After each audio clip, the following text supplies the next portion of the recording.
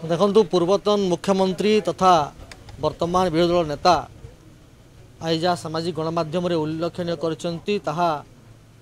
निश्चित भाव एक समस्त भितर एक क्या आम कौन कहवा एक हास्यास्पद कथा बोली मुझे कहि जे ओडिशा प्रगति पथर आग को बढ़ुची 2025-26 समय रे आपण देखिथिबे जे आमे 1,90,000 2,90,000 कोटी टंकार बजेट करथिले एबे 17,400 कोटी टंकार अतिरिक्त बजेट करूछु एवं पाखापाखि 3 लाख कोटी टंकार बजेट जो आमे ओडिशा पाई जो सरकार प्रस्तुत करिछि एहा निजे ही ओडिशार प्रगति को सूचौछि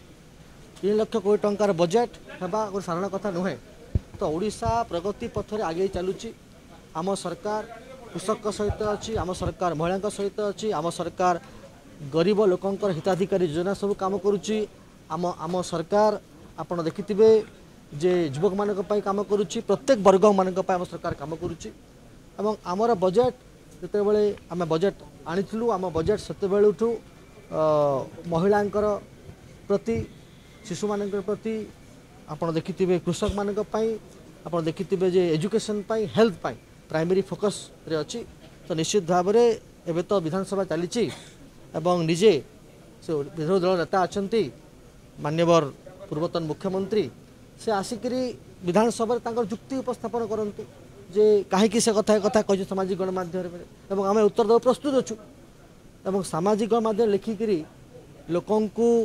मिछ कथा कहि भुआ बुलेइले लोक जानी सारे विधानसभा कथा आसी कथा रखु आम उत्तर देवा प्रस्तुत अच्छु आम एथर 17,400 कोटी टका अतिरिक्त बजेट करुचु एवं निश्चित भाव में 17,400 कोटी टकर बजेट लोकन को सुहाइब एवं प्रगति पथरे ओडिशा को आहरी आग को नेब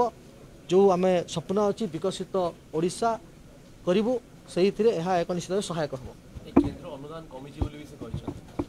किसी कमी ना से कथा तो मुझे कहूँ से कथा आसिक विधानसभा चलला बेले तार कथा रखु आम तार उत्तर देवा प्रस्तुत अच्छु।